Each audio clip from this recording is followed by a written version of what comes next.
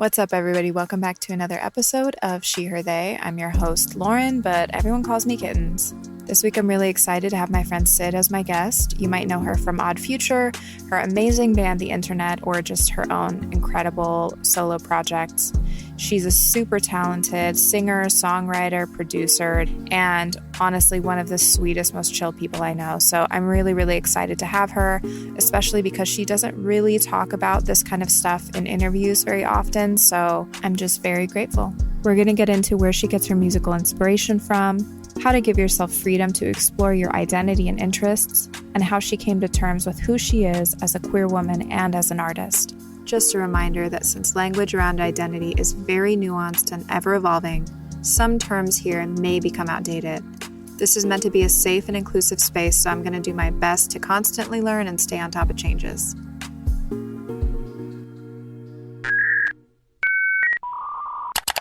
We can just jump right the fuck into it. Let's do that. Do you want to go ahead and introduce yourself for everybody? Welcome. Hi. Hi, I'm Syd. Hi. Friend of Lauren's. And I am a musician.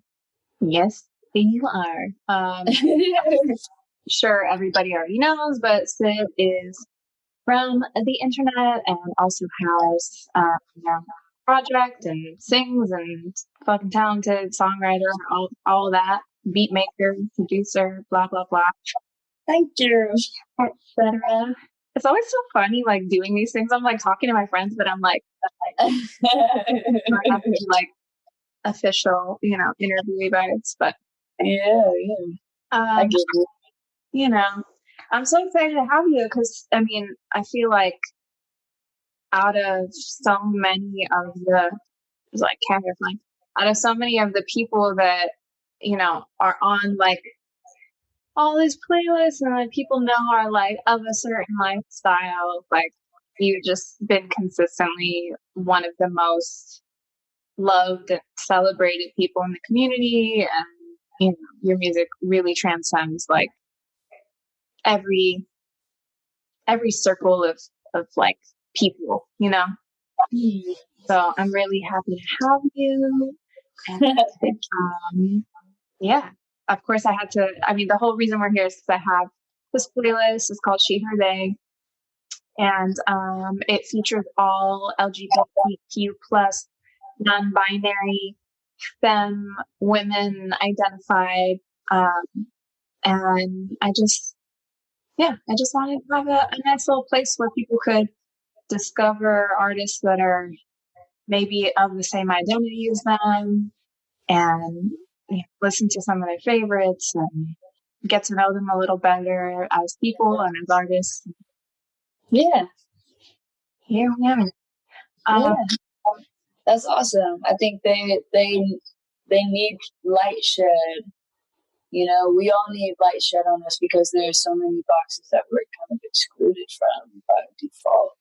So do you feel like actually before we like move forward, how do you identify, like, pronoun wise? Do you have any like labels you describe to?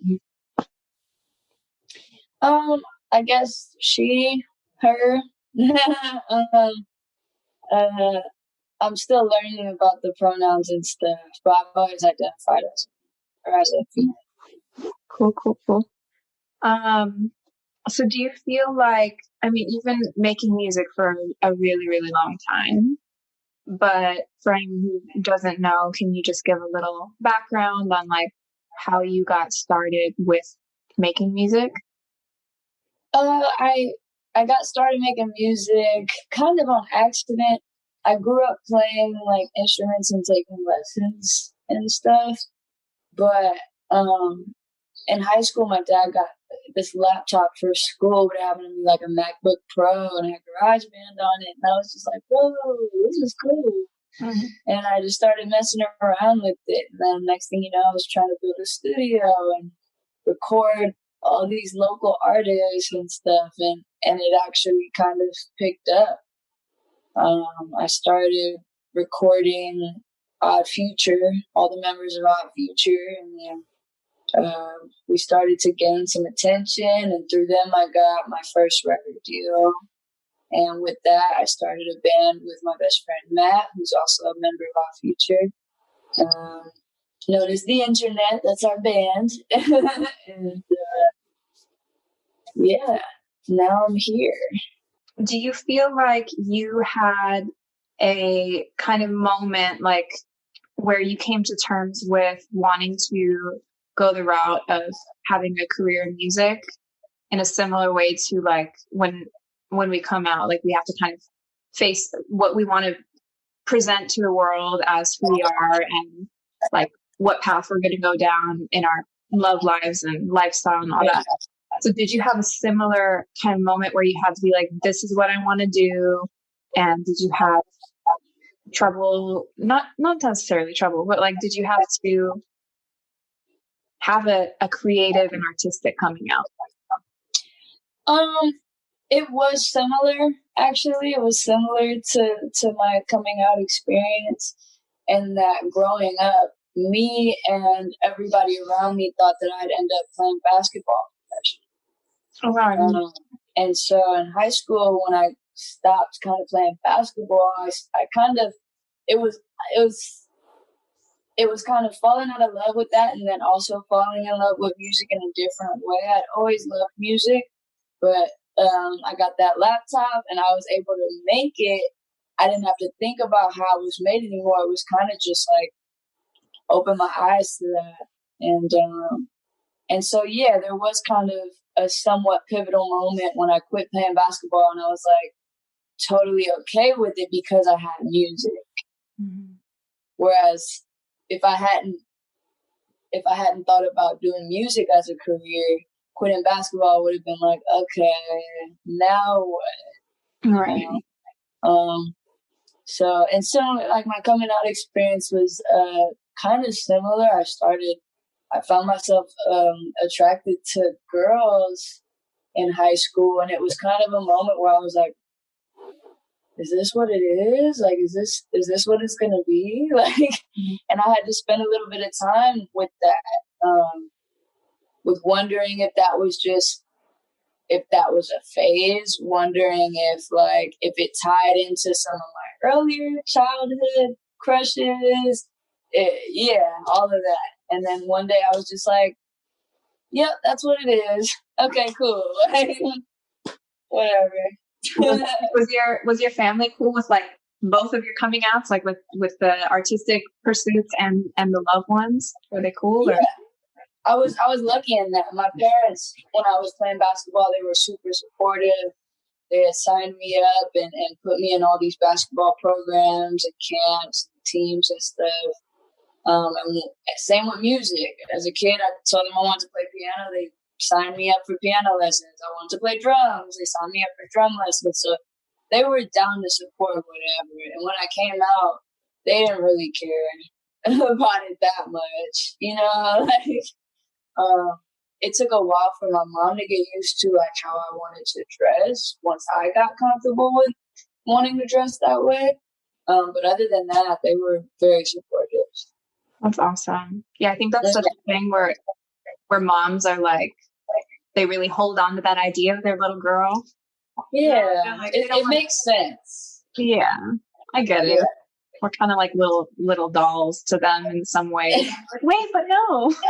Totally. They're like, well, but you don't like this dress? And I'm like, it's cool. Like, I remember at one point, like in high school, because I used to work in the mall, and I worked at a Macy's doing like makeup at one of the makeup counters. So I was right next to all the perfumes and colognes, and I love the way men's cologne smells more than women's perfume. It's just, I don't know, it felt like musky and spicy. I ended up buying this Dolce & Gabbana one and brought it home. And my mom, like, I was wearing it. And my mom's like, Lauren, you're not going to go butch, are you? And I was like, Mom. You're really worried about that because I'm wearing but moms are funny. But that's great. That's such a blessing. I mean, you know, having your parents' support in like any direction you want to go in life is such a anything. Yeah. Just changes everything. Makes you feel like you can do anything. For sure. Did you come out before or after you started making music? Actually around the same time, a little bit after I started making music. And I remember that because my first studio was in my room. Mm-hmm. And then I moved it when I was like 16. I got to move my studio to my guest house, my parents' guest house. And I remember that's where I had my first like sexual experience with another girl, and that's the first time a girl ever flirted with me too, was in there. And that's when I started being like, hold on, do I like this? Like, so yeah, it was a little bit after I started making music. Okay. Yeah. That's funny. I love like reminiscing on those first moments, and you look back and you're like, oh my God, that was such a big deal. But, yeah, it really was. Did you notice like a difference in your creative process or your music or whatever you were doing after you came out and kind of came to terms with who you were and who you loved? No, I mean, not really. I think the first song I ever wrote was about a boy. And then the second song I ever wrote was about a girl, and they were very different. How so? Well, the first one was like really like I don't know what to do, and the second one was like a sex song. So they were different in that way, I guess. Maybe the second one was more confident. Yeah. So maybe confidence. I got. Yeah, I noticed such a difference with people in how they present themselves, whether how they're like dressing or interacting with people, their personalities, their art, everything. There's such a like major difference between when they're like not sure who they are yet and figuring it out, because it's like you finally realize who you really are and you're like okay with it and sitting in that, or maybe you're not okay with it, but you're like facing it and working through it. Mm-hmm. And there's just such a different type of like authenticity and I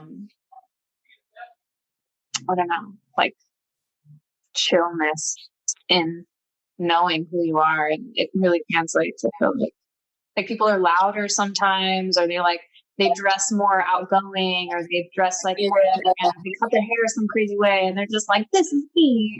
Yeah. I mean, that's, you get excited, you feel free, and you feel kind of safe. That's when you really get to explore.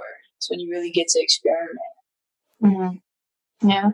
Do you feel like if you heard music with more like same-sex love content, pronoun, action happening when you were younger, that you would have kind of like come to terms with or realized what you liked or who you were? Like, maybe this wasn't just my best friend, maybe I actually had a crush on them. Like, would you have realized it sooner? And do you feel like that has value and part of maybe why you use same-sex pronouns in your songs? Like, you sing about women because we love. Yeah, I mean, it probably would have. It probably would have. I mean, I feel like seeing it in real life would have done more. Mm-hmm. But definitely, I mean, we had women in music who kind of gave you the impression that they were maybe gay, but then wouldn't. They'd be talking about men in the music, and it was kind of, you know, so you thought that like it was okay to be a tomboy and still like boys, but you never even thought about the option really that like you could be a tomboy and like girls, women, or whatever. So it probably would have changed a lot. Like if some of those artists would have actually, if some of those artists maybe, or anybody could have been, you know, like a more feminine woman singing about women, it would have just been like eye-opening. not just for me and kids, but like for everybody. Like it would have normalized it. Totally. And so I probably, you know, would have rather than crying about it when I thought I was gay, you know what I mean? Like rather than crying about it out of fear, you know, like, oh shit, like this is a big deal. Mm-hmm. It wouldn't have been as big of a deal. You would have just been like, oh, I'm just like Queen Latifah or whoever else like was kind of just hiding in the closet for all of the 90s. I'm sure there were a lot of women. Oh yeah. And like I can't quite blame them because different times. You know? The world is barely ready now. Yeah. I think hearing women sing about women growing up would have probably changed things because it just would have normalized it. I think that's the whole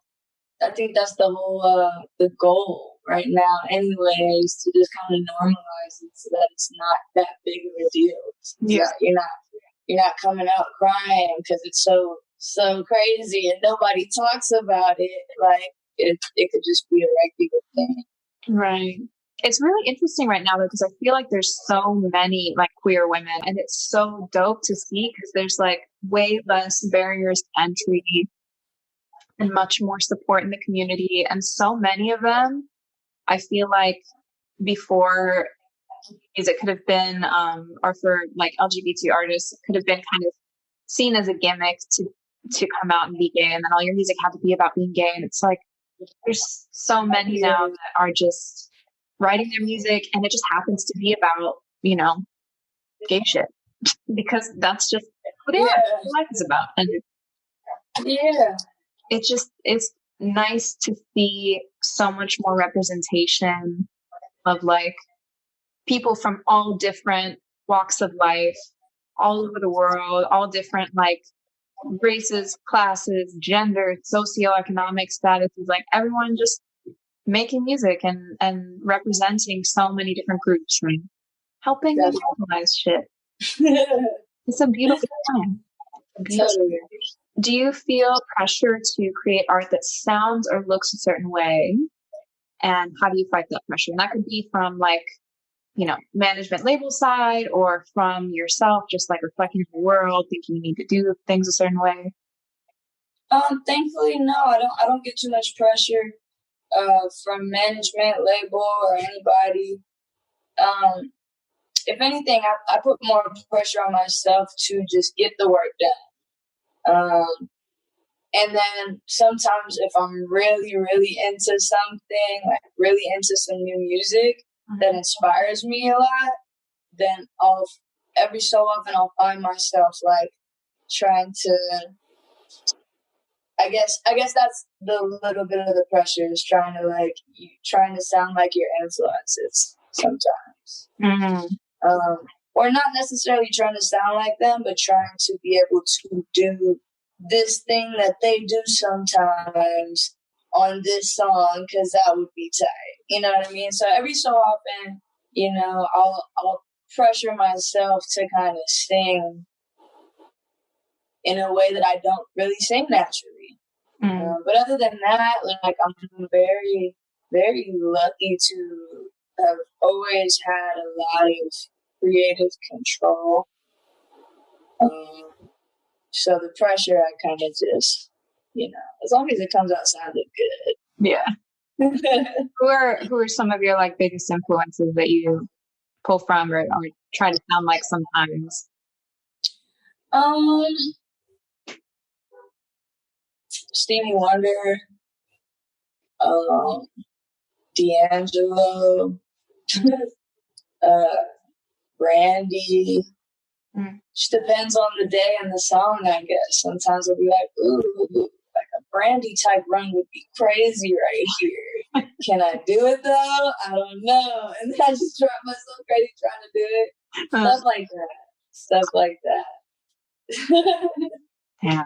So where do you, outside of like sonic influences, because you know that's what you just said, where do you get most of your like lyrical influence? And is it more love based? Like, how does heartbreak and love and all that stuff influence your music? Immensely. I pretty much pull all of my like lyrics, song ideas from real experiences. Sometimes I'll take an experience and just throw some shit in there just to make it interesting. But for the most part, like, if you name a song, I can be like, "Oh yeah, I wrote that about so and so," which is cool. I don't know. It makes it easier for sure. I find it easier to write about things that actually happen. Are you like? Do you write things more in the moment as a kind of like cathartic thing, or is it just like you're like, I need to write a song today, and you'll go through all your like past life experiences to pull for inspiration? Yeah, like the latter. Like typically when I'm going through something, I can't write. Mm-hmm. I can't really write. Maybe like as I'm grieving, I can maybe write, but then I can't really record. It's usually not till I'm completely over the situation that I'm able to like really write about it well. Mm-hmm.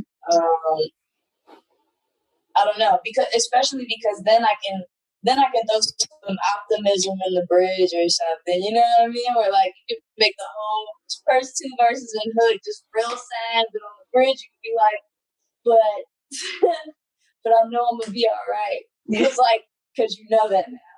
Right. But if you're still in the middle of like, it's you kind think the world is ending and there's no light at the end of the tunnel.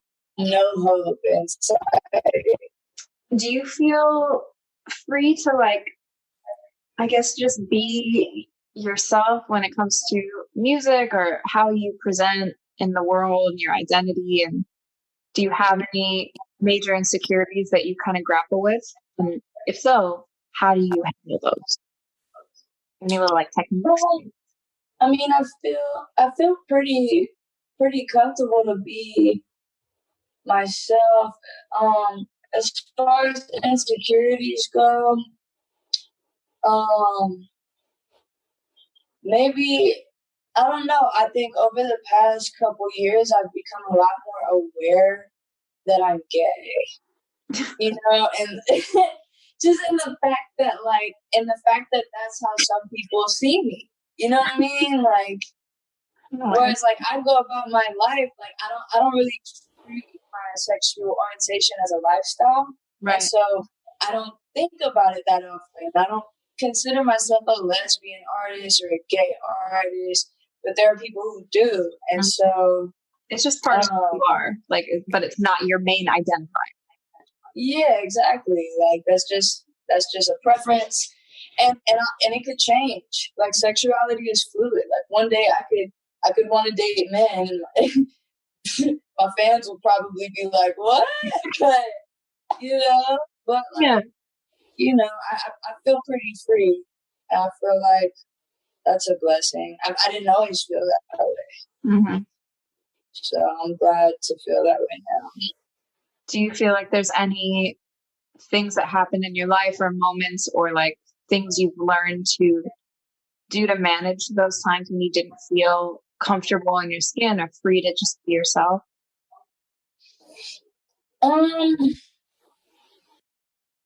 Sometimes you have to try shit.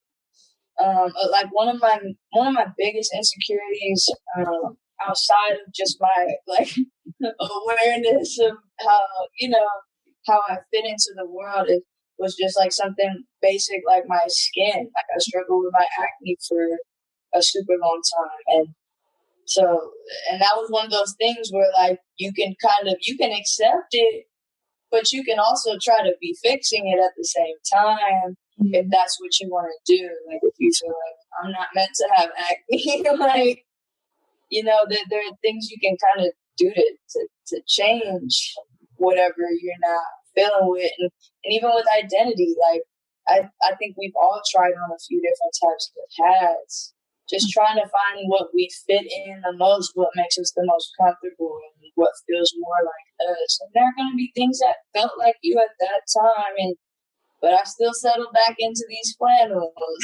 So Yeah. it's trial and error. You kind of have to try some things out. Mm-hmm. Why not? Because we have one life. Might as well try everything. Yeah. I think that's something that I've noticed so much with like the younger generation is there's so much more forgiveness for people to experiment and be fluid and evolve. And I feel like in so many of the older generations, including ours, there's always this kind of pressure to pick one thing, fit in the box, pick this life, pick that path, that's it. And like, if you dare like veer any other way, there's all this fucking drama about it. Yeah. It's just not human. So pick one thing and be that forever. Some people are cool, but like, it's so nice now that there's so much more openness and accepting of fluidity across the board, whether it's how you want to dress or who you love or whatever.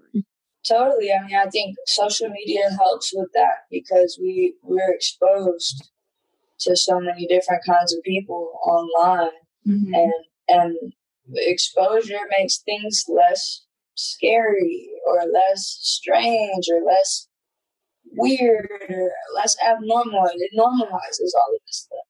Normalizes how people want to be and who people are, and that. For that, I'll always love social media. For that. Yeah, it's nice to have like access to different communities that maybe you didn't even know existed and find yourself in that. Like, do you go on TikTok at all? Are you up on TikTok? No, I don't have one. I downloaded it a few months ago, but I couldn't figure out how to use it. I felt so old. Like, damn. It definitely makes you feel fucking old because everyone on there is 12. But but it's so cool because like I just stumbled across like this whole huge like gay girl realm in there that's so active. And it's like, man, there's so many, and they're actually clever as fuck. Like, they all have these funny little, like, memes and shit they do, and it's so funny. And seeing that, like, people are meeting up and, like, dating through that. So they'll keep, like, a little gay dating app for them, and, you know, groups of friends from all over the world meeting up, and it's so cool seeing communities being, like, nurtured and formed just from new platforms. Oh yeah, I gotta check that out. That might give me a reason to hop on TikTok. Yeah, I'll send you some funny ones. I'm just like, all right, cool. These are like clever as hell. Okay, this is my favorite question. If you could dream of your ideal creation zone, what would it look like? There's no limits on physics or electricity. Be on the moon, in the ocean, like floating somewhere, whatever. I would probably, I'll probably build something very spacious, somewhat empty, a lot of wood, surrounded by like trees would be fire, with a lot of natural light. Like, I would love a lot of windows. Not all windows, because it would be cool to hang some art maybe, but like a lot of natural light. I really like natural light. With like just all kinds of instruments. It would be tight to have like almost like a warehouse type space, and I could just like paint, just throw paint around, like splatter paint around. Do you paint? Maybe like, no, I don't, because you know, just because it's like, honestly, I painted for like the first time, like last year, and it was dope out here, right out here on my patio. It was dope. It was just like nice, just like taking a blob of paint and just like putting it on something and just like writing. It was super dope. But I did it with a couple friends. So, like, I think, I don't know, like, having a space, having a big concrete space where you don't have to worry about, I don't know, furniture or or getting some paint on the floor, that would be dope. Just something where, even somewhere I could have like a huge food fight. Super tight. I always thought about, yeah, like the idea of that, like just have like a big ass indoor kind of like space that you could just literally hose down. That would be super cool. Attached to like a studio, of course, like all wood, big piano, and just amps, big ass speakers, a lot of natural light. A lot of studios don't have like windows. I hate that. I never understood the appeal of that. Like why are you be in some cave where you just can't feel anything? And you don't know what time it is. I think that's why people like it. But like, I'd prefer to be in bed by now. So I don't want to lose track of time like that. Yeah.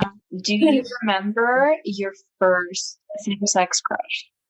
Could have been a TV character, movie, whatever. Maybe you not. It was in elementary school. It was a teacher's aide, a TA, and she just I don't know. The Spice Girls were really popular back then at that time. So this was like first grade maybe or kindergarten. And she just reminded me of a Spice Girl. Which one? So I really liked her. Which Spice Girl did she remind you of? I didn't even know any of the Spice Girls. She just gave me that vibe. I just used to like. I had no idea, but I remember. Did she wear platforms, or was she British? Yeah, she wore platforms. Okay. Yeah. No, she just had the little Spice Girls like early to late 90s vibe, and I remember it being a crush because I had a dream about it that I never forgot about. I had a dream that like we got married. Aww. Yeah, I was real little. It wasn't like I didn't dream about the wedding. I just dreamed about like us living together as a married couple. Cute. It's very big. Yeah, but he's not what I would be attracted to now. It's very different. Interesting. And then after that, I had crushes on boys after that for a while. So that's such an interesting thing that I feel like people don't talk about as much as like compulsory heterosexuality. It's like when we grow up and like everything around us is telling us like, oh, you're a girl, you're supposed to like boys, period. Yeah. And so you just like do until you grow up enough to realize like, oh, I don't like that. Yeah. I mean, it could have been that. Like, I think about it now and I wonder, like, did I really like these boys or did I want to be like these boys? Did I really like those girls or did I want to be like those girls? I definitely think about that. But I don't think I really ever dreamed about or like had imagined myself like marrying a dude. That's an interesting point for sure because I feel like we only really talk about sexuality as being something that we're actively aware of when we're older, but that could totally be a thing where when kids were younger, they were into boys, and then that just changes as they grow up for whatever reason, whether it's societal pressure or just who they are.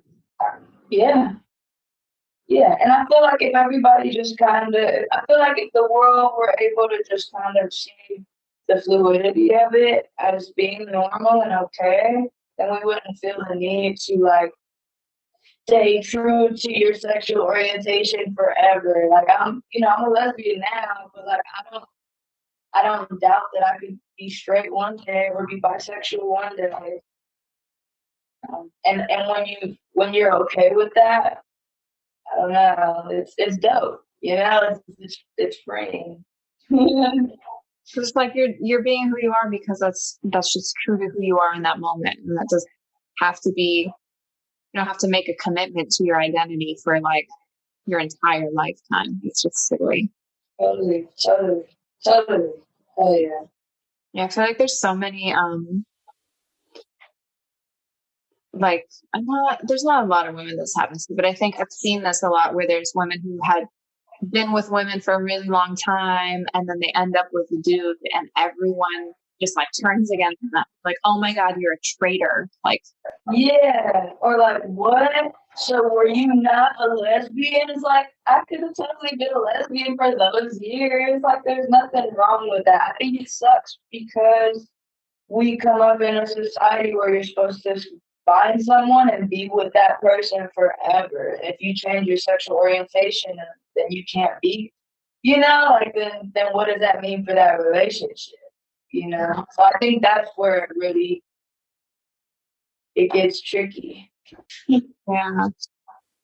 Because some people are like for sure closeted for mad long. Like there's people that come out way later in life, or like maybe they've been married to, you know, a dude for a long time and they realize when they're 45 that they're gay. Right. Yeah. But yeah, there just needs to be room for people to evolve and shift and be themselves, be their most authentic selves in whatever moment that they're in. And not feel bad about it. Like, yeah, not feel shame. We tend to shame people. It goes both ways. If people get shamed for becoming or deciding to live as a lesbian, whether they've always been or not, people get shamed for that, and they get shamed if they decide to go back. It's like, yeah, it just, you know, people don't like change, I guess. yeah. It's so interesting though to see, like, we know how shitty it feels to not be accepted for who we are and how people judge us and shame us for like being gay. So why are you going to do that to somebody who ends up falling for someone of the opposite sex? Like, what? Why are you doing that shit? You know how bad it feels. Why are you doing that? Yeah, if love really wins, then like let it win. Like let it win in all forms. I mean, we just live in such a binary society. Everything is like this or that, and it's like it doesn't need to be this or that. It could be all of these other fucking options, and they're all valid and cool, and just like don't be so pressed about it. Oh yeah. Well, I feel like that is a lovely note to leave it on. Just people feel good being themselves. Yeah. Hell yeah. But do you? That's all that matters. Fuck everything else. But thank you so much for doing this. Thank you for chatting. Of course. Anytime. Anytime. Thanks so much for tuning into She, Her, They. Make sure to subscribe wherever you listen to podcasts and on YouTube for video from this episode. Join us at She, Her, They on Instagram, and if you want to give me a lurk, you can find me across all social media at I Am Kittens. Yes, that's like baby cats with an S at the end. We'll catch you next time.